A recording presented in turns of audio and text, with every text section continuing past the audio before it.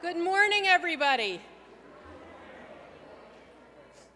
Good morning. Good morning. It is so good to see you. We have so much to do today, so we just have to get started right away. Welcome. Welcome to the First Unitarian Church of Providence, where we love beyond belief. Welcome to this sparkling day and this exciting morning. This is the day we have been given. May we make the very most of it, starting now together.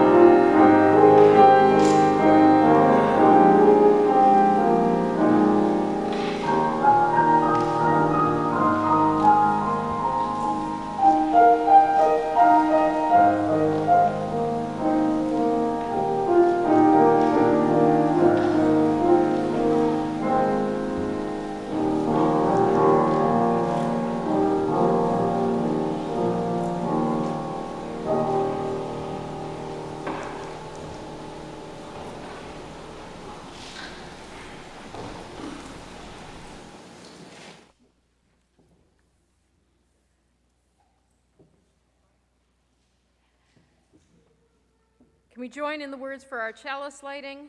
They are printed in your order of service as our worship associate for this morning, Roxanne Stearns, lights our chalice. This light burns also in our hearts, and it lights our path towards harmony, justice, and hope for all. Our invocation this morning is taken from the writings of Mary Oliver. All our readings this morning are selected from readings that were used in preparation for or during First U's Scotland pilgrimage the last couple of weeks. This is The Poet Dreams of the Mountain. Sometimes I grow weary of the days with all their fits and starts. I want to climb some old gray mountain slowly, taking the rest of my lifetime to do it, resting often, sleeping under the pines or above them on the unclothed rocks. I want to see how many stars are still in the sky that we have smothered for years now, a century at least. I want to look back at everything, forgiving it all, and peaceful, knowing the last thing there is to know. All that urgency, not what the earth is about. How silent the trees, their poetry being of themselves only. I want to take slow steps and think appropriate thoughts. In 10,000 years, maybe a piece of the mountain will fall. Our opening hymn, O Life That Maketh All Things New. It's number 12 in the gray hymnal you'll find in your pew or a pew near you, can we rise in body or spirit and sing out as we are able?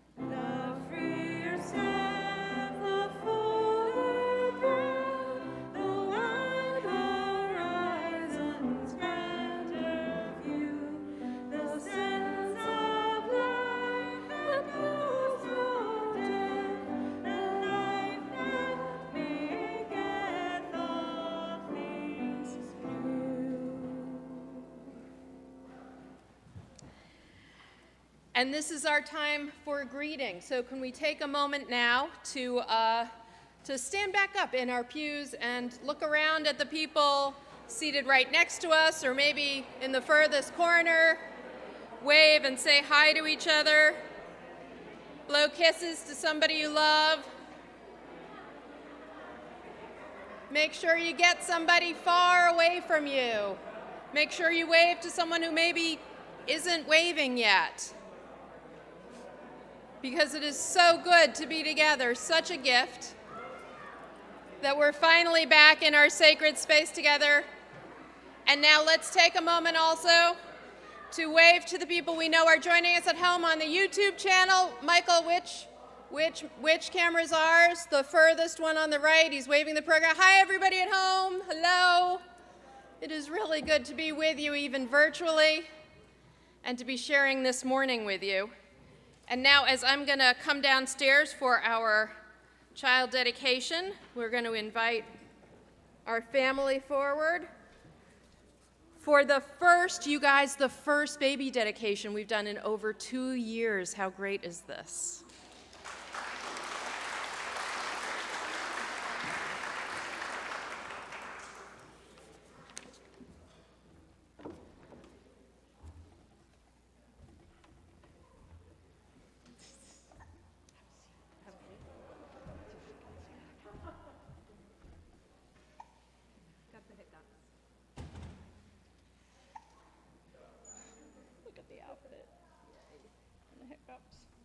Goodness.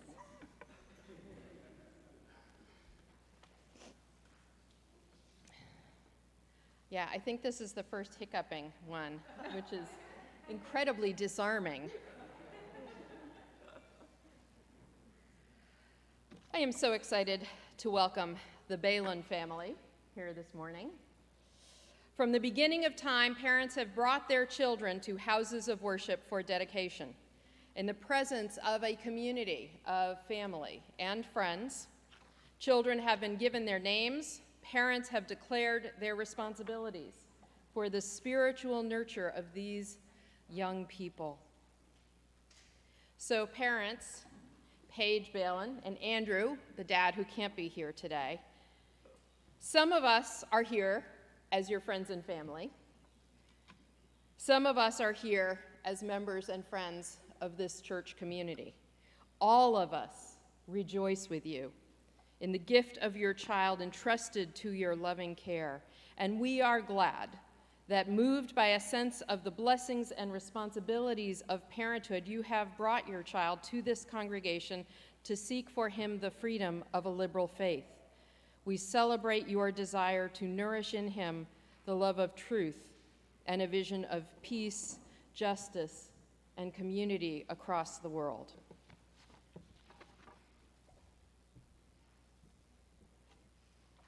Today you will dedicate your child in this ceremony. Each child is an individual, a unique and separate person with dignity and purpose all their own.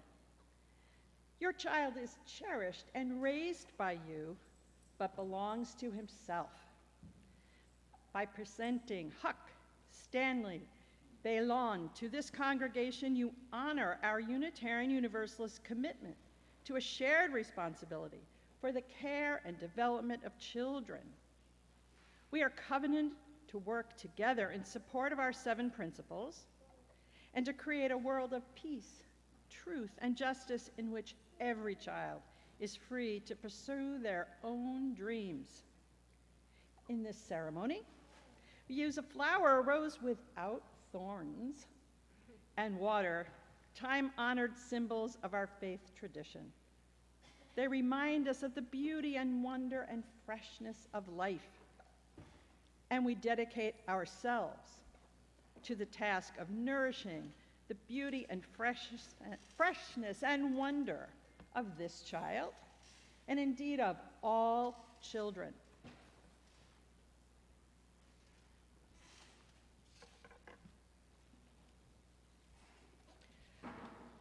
So, Paige, on behalf of yourself and Andrew, your husband, your charge is, of course, first and greatest. Having heard these words of freedom, love, respect, and responsibility, and with the earnest support and care of this faith community, will you now pledge to nurture the spiritual development of your child, blessing him with both roots and wings as he questions and grows? If so, please say, "We will." We will. Grandparents, can I ask you to rise now as you are able? Will you pledge to support Huck's parents and to support and love Huck unconditionally? And godparents, can you rise as well now? Will you pledge to support Huck's parents and to support and love Huck unconditionally?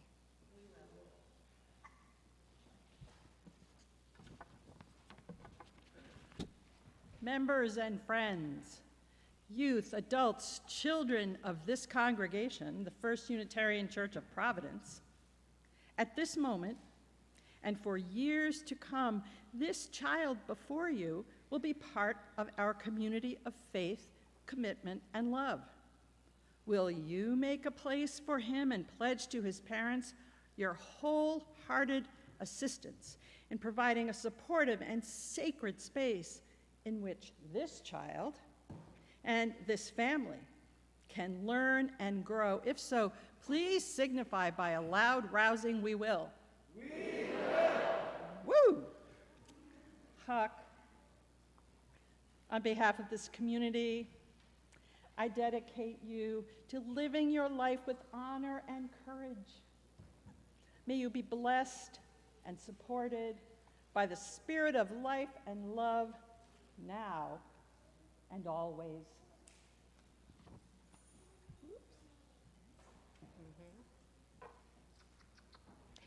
The water with which we now touch Huck's forehead is a symbol of the pure essence of life, and the flower that we offer is a symbol of the beauty of life. The water comes, of course, from our special ingathering service every fall, our water communion that we hold each September, blessed by our time together, and then used for our most special, most sacred ceremonies. And of course, the rose was chosen without thorns as a symbol of care. Do you want to come forward with Huck?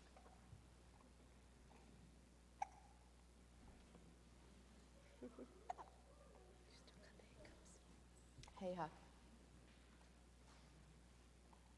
I now consecrate you to the beauty of living, to the mystery and miracle of love, and to the service of truth and justice and peace.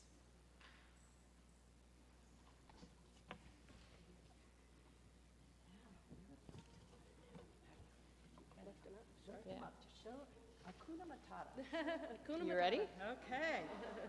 Congregation, friends, and family, the newest member of our community of faith, hope, and love, Huck Stanley Baylon.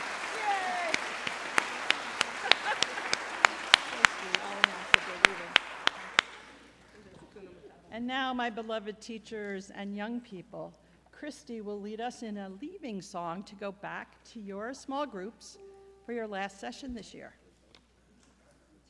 And I thought I would lead it a little bit like we do things in the youth chapel, which means I'm going to divide you up into parts. But first I want us to sing it all together. But we look around, right? So the people who are here are going to be first, and then this section, and I need you up there too. That's first. And then this section second, and this section third, and up there and over there is fourth for this round. But the part goes, go now in peace, go now in peace.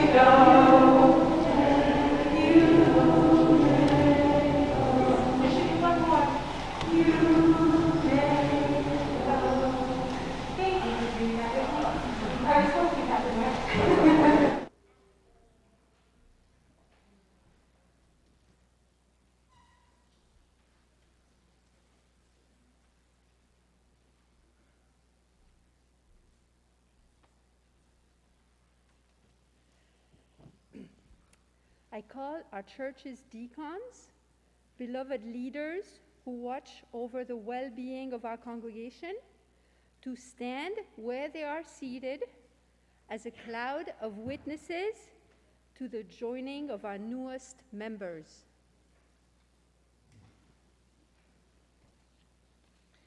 I call upon the new members who are present to join us here at the front of the meeting house. Please also bring your new member insert with you. Dwight Ernest, Evan Jones, Samantha Taylor, Vincent Klinga, Sharon Krause, Tejas Palmore, Alicia Mickelson, Joe Livingston, Carla McLaughlin, Carl Mitch, Mary Kate Ragno, and Adrian Sato.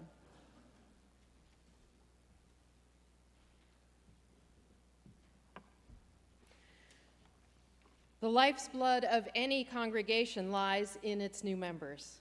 You recognize the value of the church community in your lives and unite with us in the rituals, ideals, and traditions that are vital to our existence. Drawn by your own yearnings and your experiences here, you have learned the history and ways of this faith and this church in particular. You have signed our ancient book of membership in this faith community that goes back 300 years.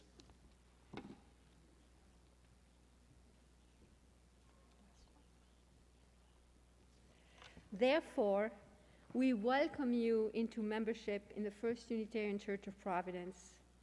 We need your courage, your skill, and your dedication as you, being human, need our supporting community. May you find here both happiness and wisdom for daily living. We place our hands in yours and share our hopes and aspirations. Congregation, can you rise for your words together now? We welcome you among us To this community of faith, commitment, and caring, we honor the paths of faith that brought you here and look forward to the journey we will share with you in the coming years. We extend to you the right hand of fellowship. So, new members, will you affirm now your joining this congregation and commit to cherishing the freedom of this liberal faith in which you may work out your own beliefs in an atmosphere of trust and challenge? Will you accept the responsibilities of membership and participation as we commit to support you in loving communities? If so, please answer as it details in the order of service insert. We will, and we do. Let us all join together in the words of our covenant. We, the members of the First Unitarian Church of Providence, with respect for the worth and dignity of each person, with wonder at the light we know by many names, and with gratitude for our deep connection to each other and to the larger web of existence, covenant to walk together in our search for truth, seeking the paths of wisdom, compassion, and justice. So, welcome to membership in this beloved community. May you find a lasting spiritual home here among all these very good people. May you find the comfort and challenge, the inspiration and support to help you be the persons you would be. And from this spiritual home, may you be nurtured and challenged to truly bless the world. And now we have our right hand of fellowship. First time we've done the right hand of fellowship in 2 years. So good to have you. Can we have a round of welcoming applause for our new members?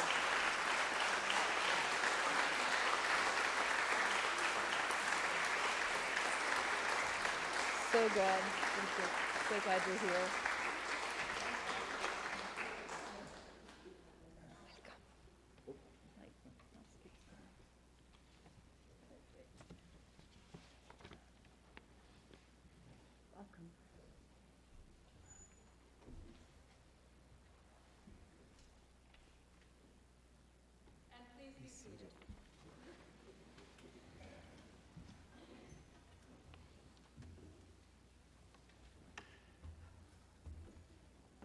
This is the time when we share the joys and sorrows of our community.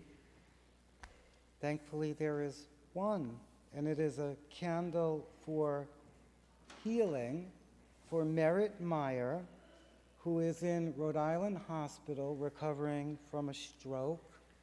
He is doing remarkably well, making good progress. Cards are welcome. And regrettably, as it is our tradition to toll our bell in times of mass shooting, we do so again today for the shooting last night in San Bernardino, California, in which one person was killed and 8 wounded. And so we toll the bell.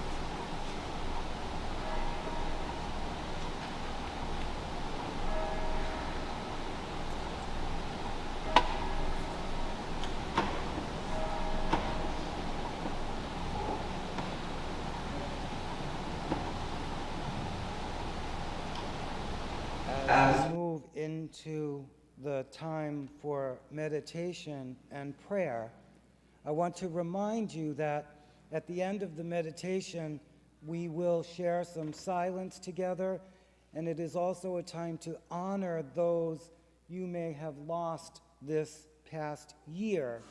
If that is the case, raise your hand or stand in silent tribute with us to honor those lost loves. To begin, I'd like you to relax, come into the presence of this moment. Feel your bodies sitting where they're sitting. Relax your shoulders and your necks. Close your eyes.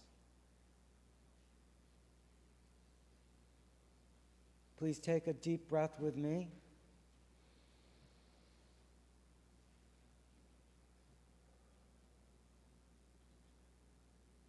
And again.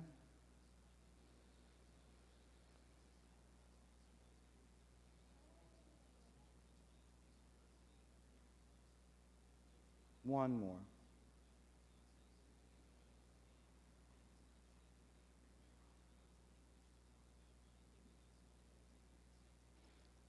I adapted these words from Tim Haley. Amid all the noise in our lives, let us take this moment to sit in silence, to give thanks for another day, to give thanks for the people in our lives who have brought warmth and love, to give thanks for the gift of life itself.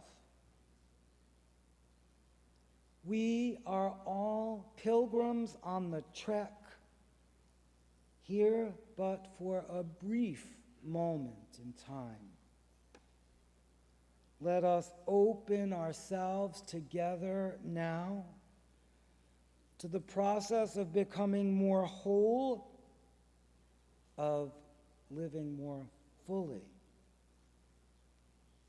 of giving and forgiving more freely, of understanding more completely the meaning of our lives here on this earth. Amen.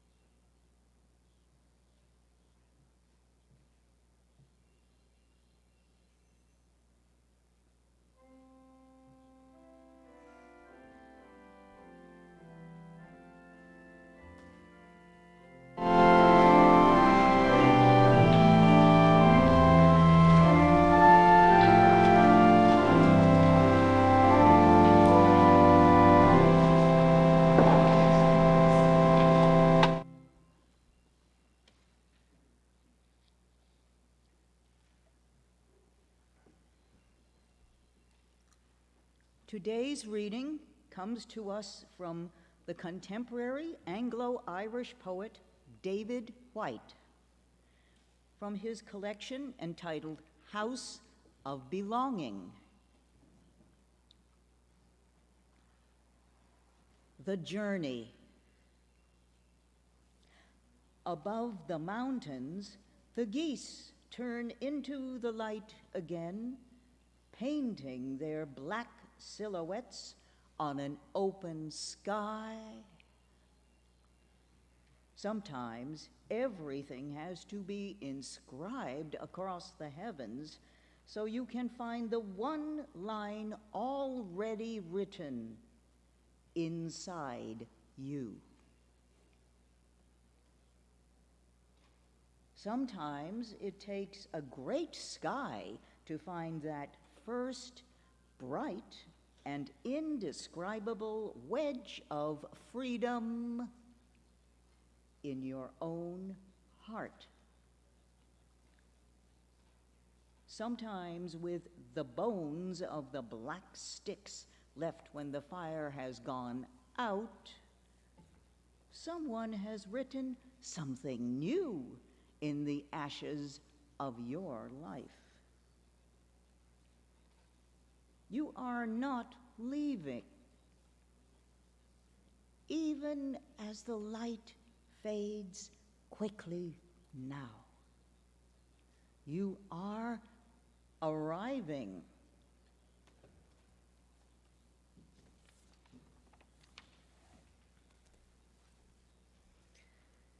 Our second hymn is number 203, All Creatures of the Earth and Sky. Can we rise again in body or spirit and sing out as we are able? Thank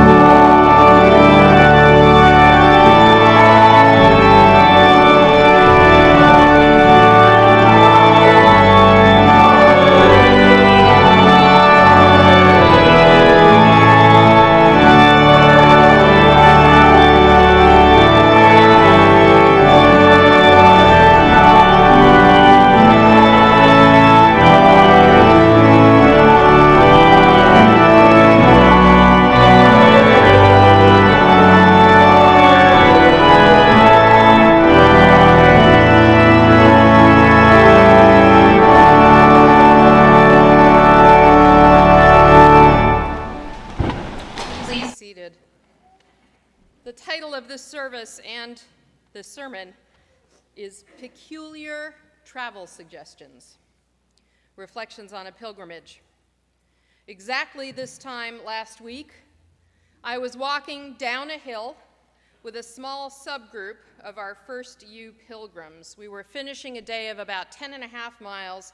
We were heading down a street towards a charming old whitewashed inn, the Bridge of Orkney Hotel, where I would find most of the rest of our group, along with my suitcase, and a hotel room where I would blow dry my hiking boots, which I had drenched earlier in the day, stepping onto what looked like ground cover, but was really a tiny and deep bog that drenched me to mid-shin and stuck me there until Caroline Maylou helped me pull myself out.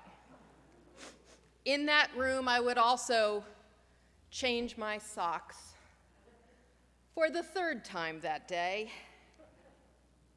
because remember the soaked boots, and wash and dry the wool socks that Kate Niles had lent me when my own were initially soaked. And after that, I would go to the daily reflection hour we all shared each day before dinner to review the intention that had been set for the day and share our new experiences of what the day had given us.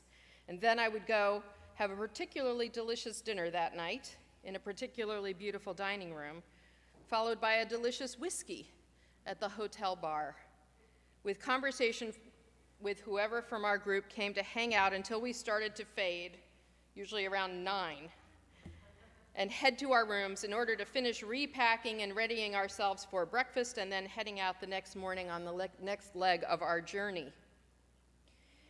And I would have my annoying daily debate with myself about which pants to wear, given the likelihood of rain on and off during the day to come.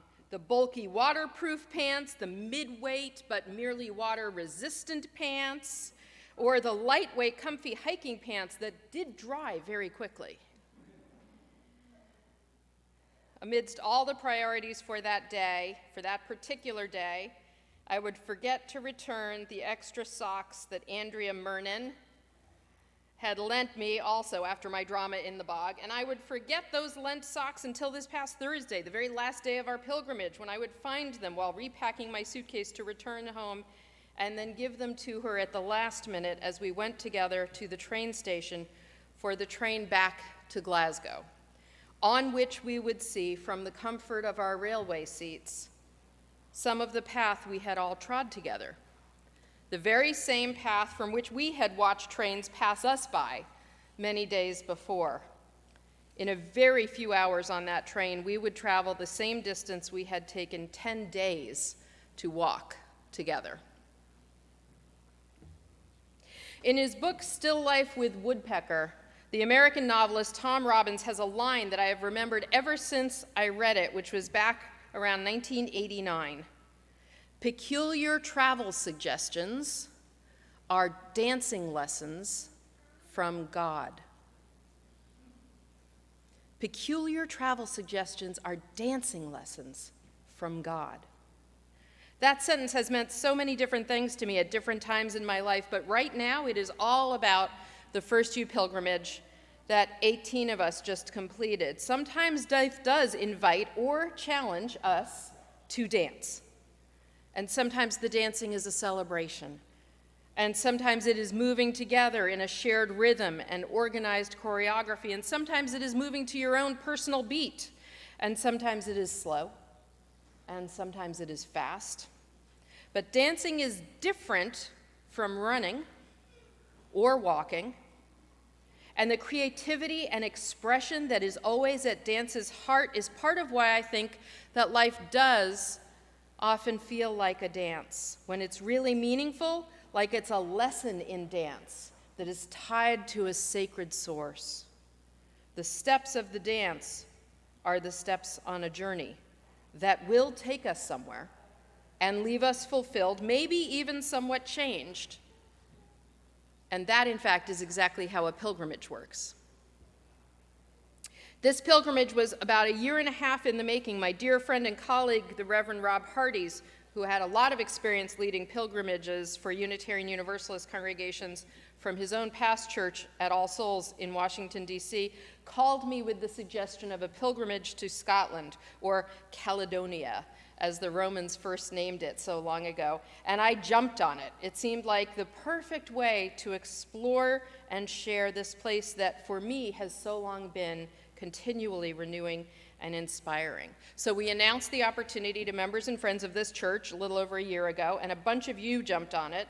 Last September, we confirmed participants and started meeting via Zoom every couple of months to begin building understandings together of what this trip meant to us all and why people wanted to do it, sharing hopes and anxieties and aspirations in a circle that almost completely did not know each other when we first began those meetings.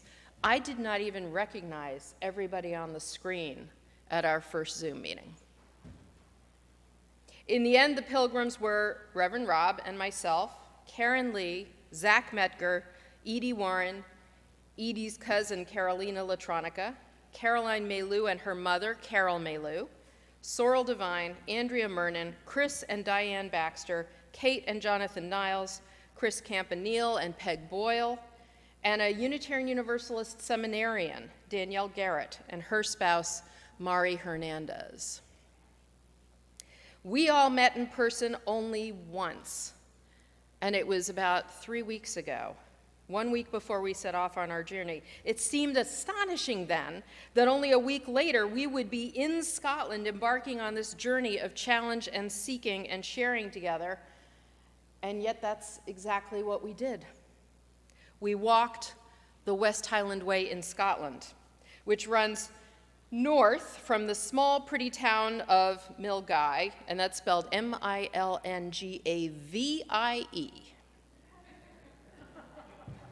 Milngavie. We all had to work to make sure we knew how to say it so that we could get there. It runs north from the small, pretty town of Milngavie to the large regional town of Fort William that is super famous for all Outlander fans.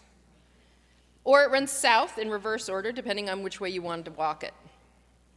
On the first day, you move pretty quickly from a suburban setting to a rural one, and by the end of the day, you begin to see the big, untamed hills that precede the serious mountains and Munros of the famous Scottish Highlands.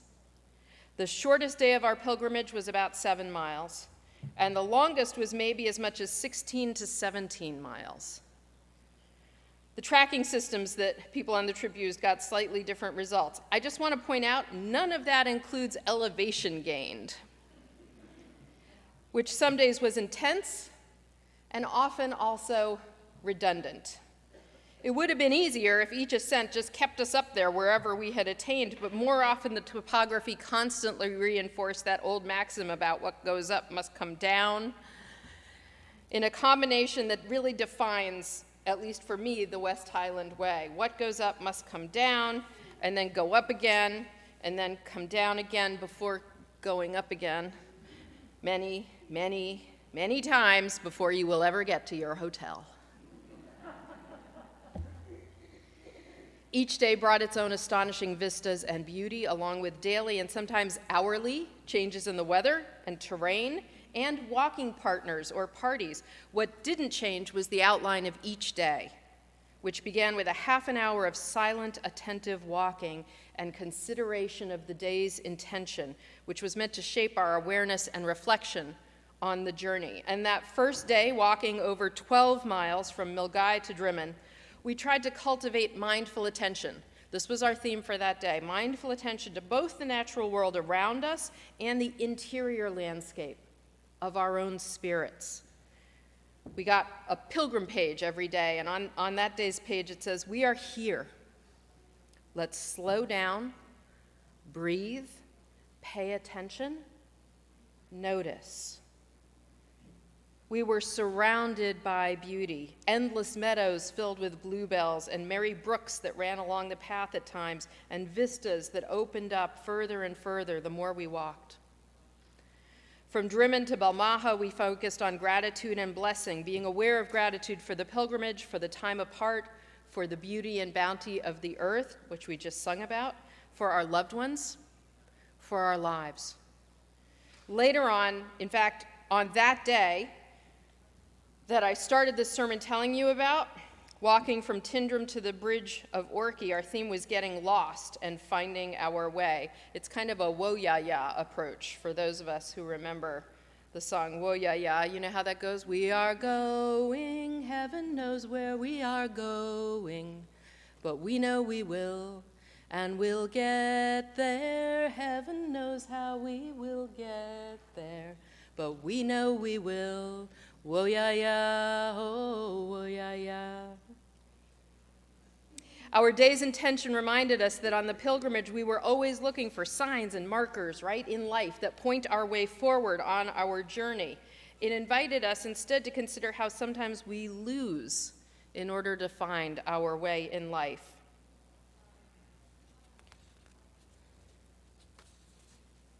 Which was a theme that resonated for many of us. From there, we walked from the Bridge of Orkney to King's House, a hotel situated on one side of the massive and starkly beautiful Rannoch Moor, and it's a photograph I took of that moor that's on the cover of your order of service today if you unfold it. The moor is all you can see there, as far as you can see. That day was one of our wettest, with pretty much constant rain towards the end, and the theme for that striking walk was silence and emptiness. Today, our daily intention asked us, today be silent for the duration of your journey. Notice what emerges in the silence. What gets masked in our lives by all the noise? What are we afraid to find in the empty spaces? What gifts can silence give you? The next day we walked on to Kinlochleven, another walk of about 10 miles, which included the notorious Devil's Staircase, an ascent that was tough but not nearly as bad as the name suggests. And then the last leg, Kinlochleven to Fort William, with the joined themes of new possibilities and returning home.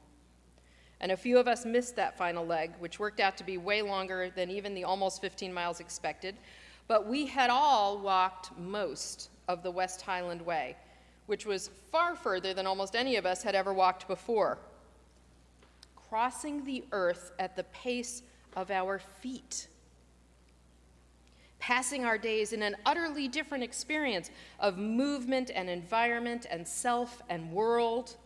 And we all had a lot to reflect on regarding new possibilities that had been awakened in us on our journey, how our lives might be different, might be made new for when we returned home. What gifts had we received? We each wrote ourselves a letter with insights and experiences from the pilgrimage that we didn't want to forget, so that Reverend Rob could mail us each our letter a month from now, when presumably this pilgrimage will feel even longer ago than it was. Already it feels like a time apart and many days ago. But also, I asked all our pilgrims to express briefly what this experience had meant to them so that I could share, with their permission, in this worship service, their reflections with all of you this Sunday. And a few of our pilgrims, Caroline Maylou, Carol Maylou, Edie Warren, and Diane Baxter, offered to do readings of these reflections. They are back from the trip.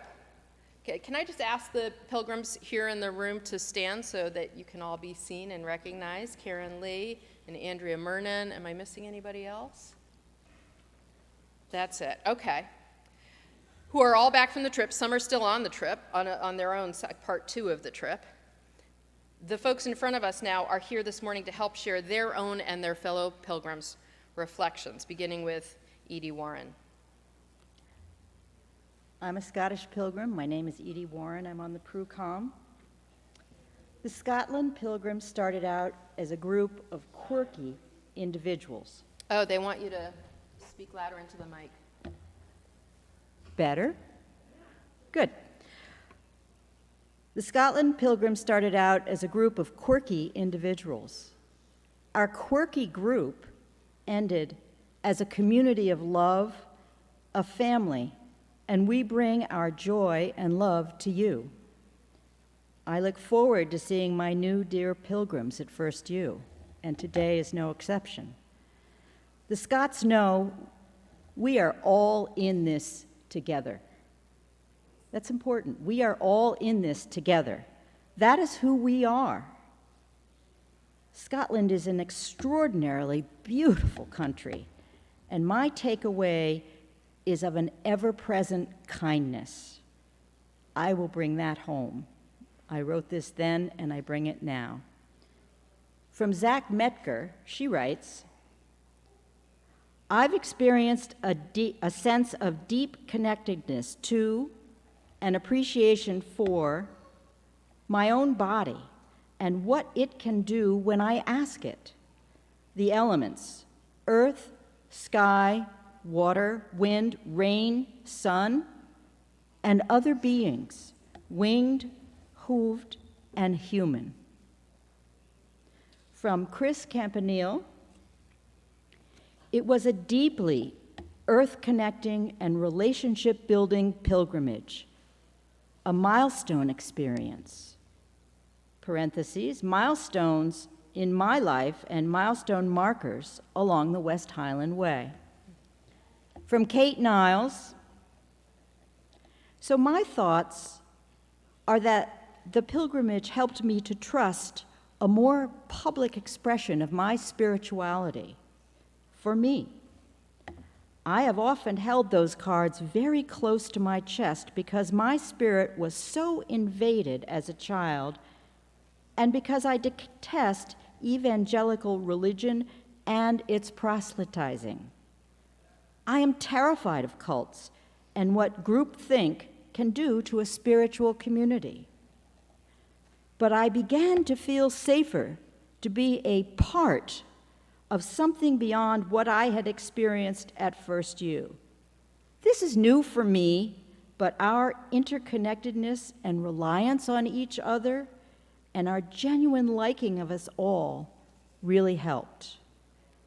Kate's husband, Jonathan Niles, wrote, "Tighten your bootlaces before a big climb or descent," and that was true. Every living green scent, birdsong, strong wind, mud patch, steep rise, and rainfall is the earth speaking with you. It is all wondrous if you can open up to it, listen, and walk in the conversation.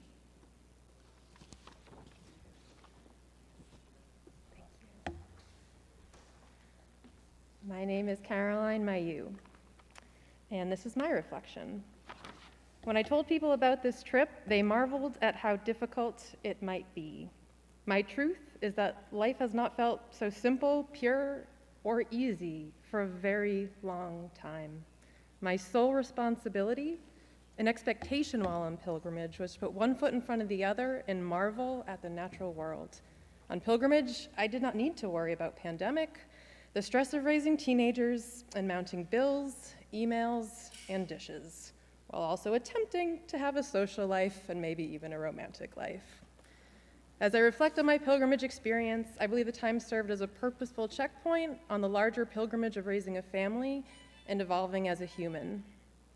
If pilgrimage is a journey to an unknown place, to learn new meaning about ourselves and the wider world, isn't that just a metaphor for life?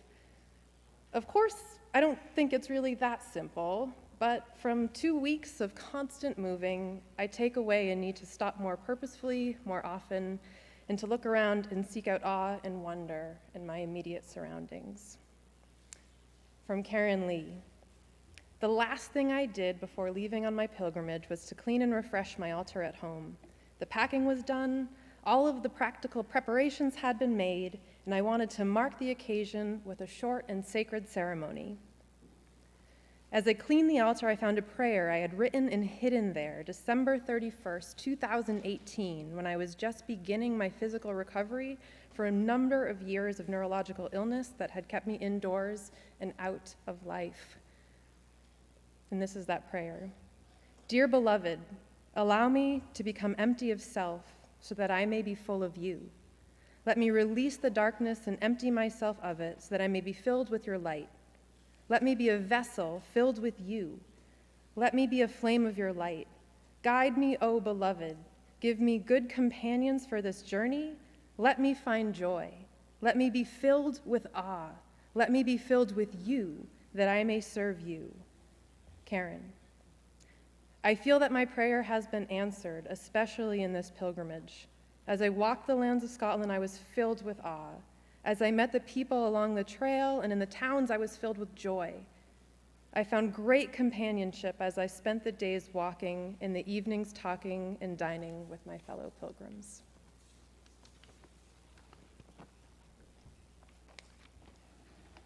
Good morning. I am Carol Mayu, Caroline's mom.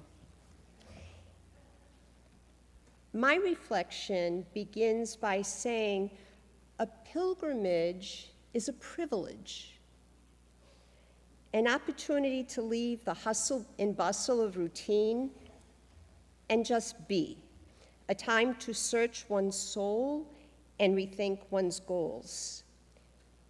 Walking tests one's strength. Let me say that again. Walking tests one's strength of mind and body. It magnifies the uniqueness of the human body, particularly the feet. Mindfulness taught me how to be totally present in what was going on. It united me with the earth, and pilgrimage united me with unique souls searching for renewal. From Mari Hernandez, we learned that pilgrimage continues to remind me of how we are all connected and how we should be taking care of each other. It puts our relationships to each other, both strangers and friends, and the earth into focus and helps you let go of some of the distractions of daily life. It's such a great way to get to know others and deepen friendships as you share similar experiences along the way. From Sorrel Divine, excuse me, this spiritual pilgrimage is something I've been looking forward to even before my husband passed in June, but it took on different meaning for me after I lost him. Initially, I was asking for and hoping to receive an improved ability to be present in the moment and to realize my authentic self. Now I was looking for forgiveness for myself and others, and an increased facility to let go of my need to control everything. This spiritual pilgrimage delivered all of the above, and as a bonus, I now have a beautiful connection with a new loving community, which gives me great joy. Thank you.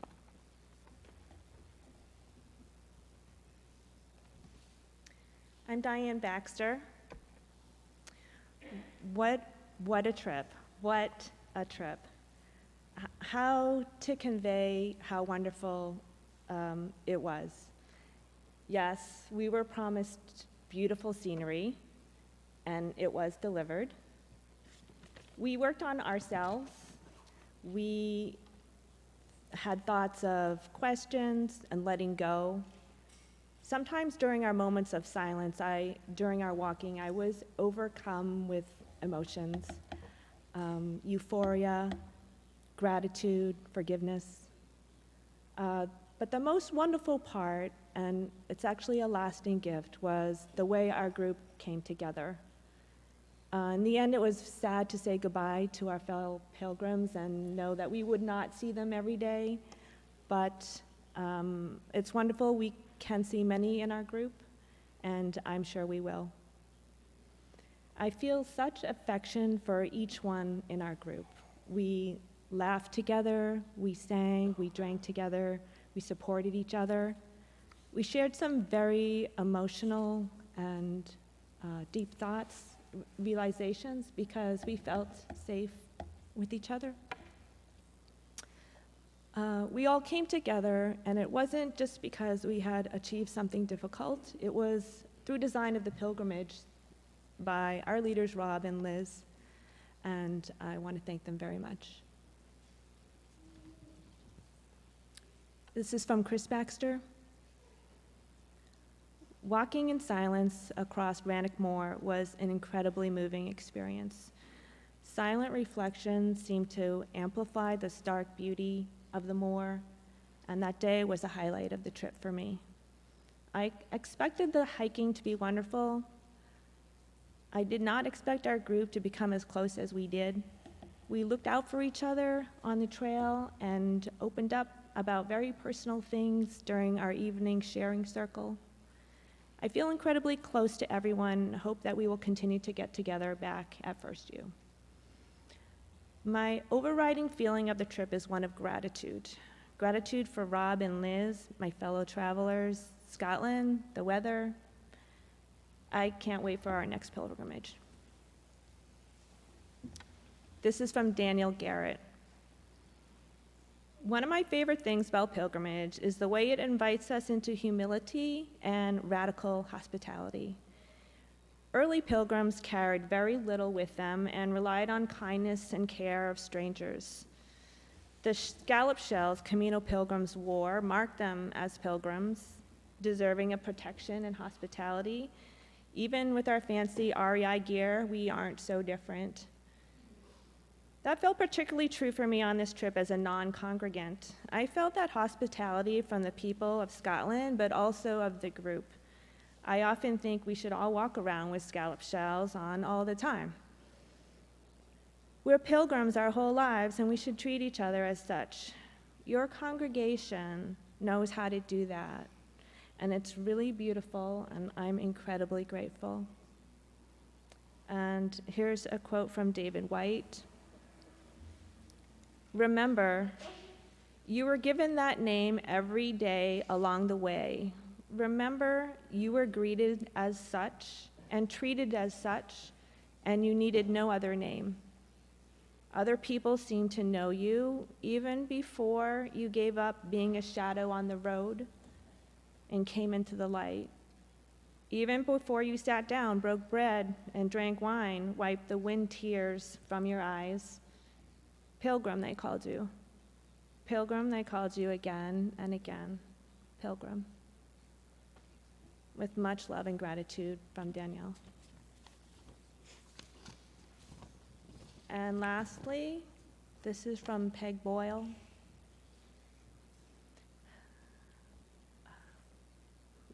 Our pilgrimage has renewed my previously shattered self, mostly due to the pandemic, of trust and connection to other humans.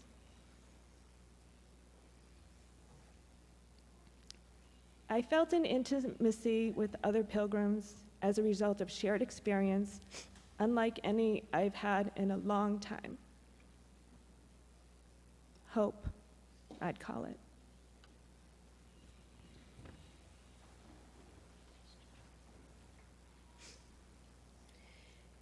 In the end, what we gained was not only new insights into our own selves and lives, we gained each other.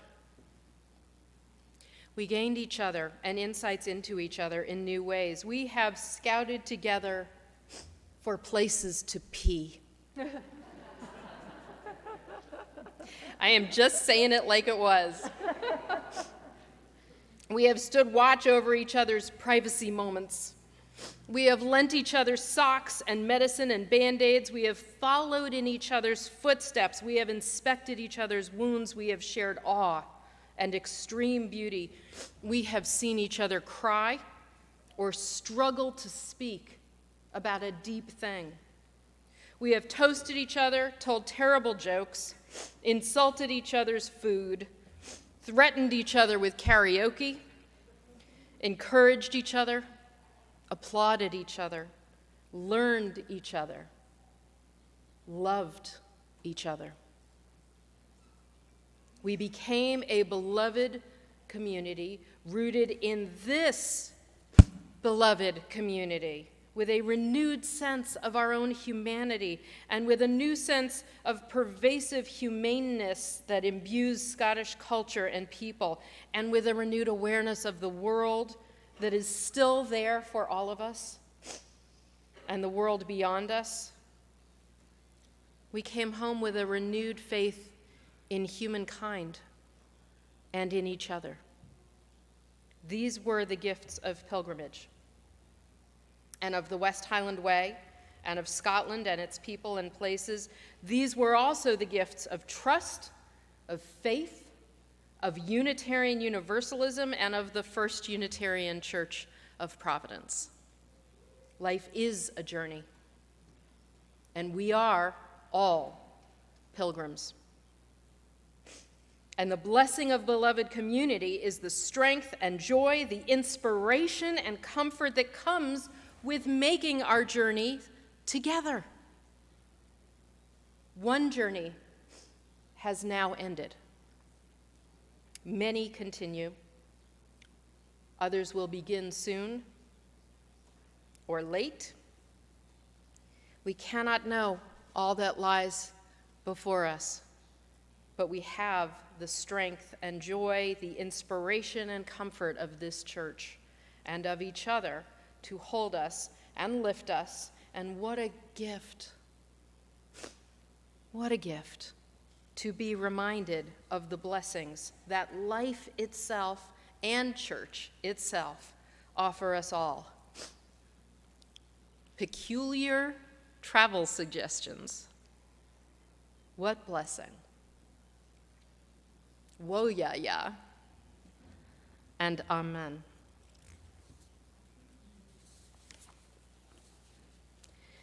And the offering will now be received for the life and the work of this community. I surely need to add no further words to what you've heard this morning about some of the power in the creative and deeply personal expressions of life and community that this church offers to each other and to the world. Thank you so much for all you give to make that possible. Thank you so much for all you give and all you do and all you are.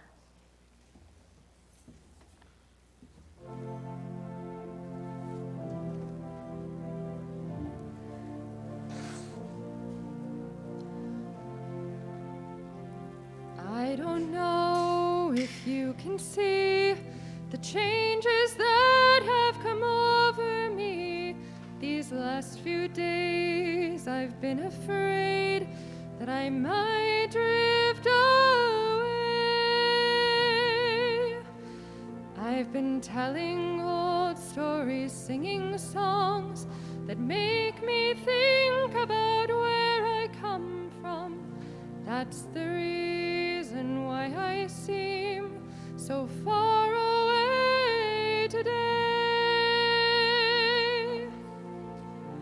Let me tell you that I love you, and I think about you all the time.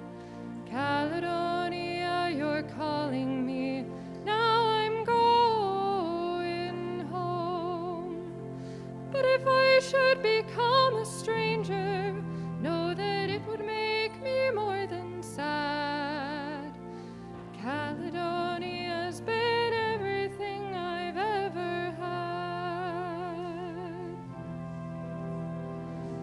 I have moved and I've kept on moving. Prove the points that need proving. Lost the friends I using. Found others on the way. I have tried and I've kept on trying. Stolen dreams, yes, there's good money. I've pulled hard sometimes with conscience flying somewhere in the wind. Let me tell you that I love you, and I think about you all the time. Caledonia, you're calling me, now I'm going home. But if I should become a stranger, know that it would make me more than sad. Caledonia's been everything I've ever had. Now I'm sitting here before the fire, the empty room, the forest choir. The flames have cooled, don't get any higher. They've withered now, they've gone. But I'm steady thinking my way is clear, and hands have shaken and kisses flown, then I will disappear. Let me tell you that I love you, and I think about you all the time. Caledonia, you're calling me, now I'm going home.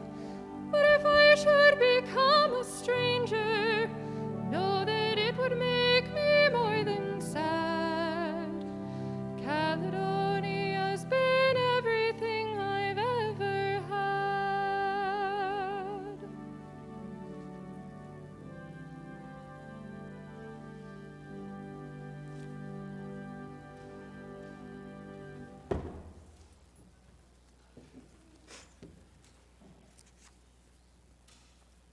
Wow, Catherine, that was so beautiful. Thank you. I'm all verklempt now from that song and the sharing. We have these brief invitations to offer about particular ways we invite ourselves and each other to share in the living out of our faith in the very near term. First, the First Unitarian Annual Meeting and Financial Meeting will be held Sunday, June 5th, immediately after worship. Over in the auditorium in the parish house, church members will elect officers for our congregation, approve the budget for the next fiscal year. If you want to join the meeting remotely via Zoom, please call the office and register with Nancy Forster, our Director of Operations. After today's service, we invite you to go over to the parish house and please stop by the Legislative Ministries team's tables in the atrium space. We are asking our folks to fill out postcards or write letters in support of social and environmental justice issues, including gun safety, immigrants' rights, and equality and abortion coverage. With just 6 weeks left in the legislative session, your voice can make a difference while those decisions are being made. And lastly, the Spiritual Pathways team and our Prudential Committee, our board, invites everyone to a farewell celebration for our own Kathy Sagal, our Director of Religious Education, who helped lead today's service and is retiring at the end of this year. The celebration is Sunday, June 5th. Our day will begin in worship with special guests and in recognition of Kathy in the service dedicated to her long tenure here at First U.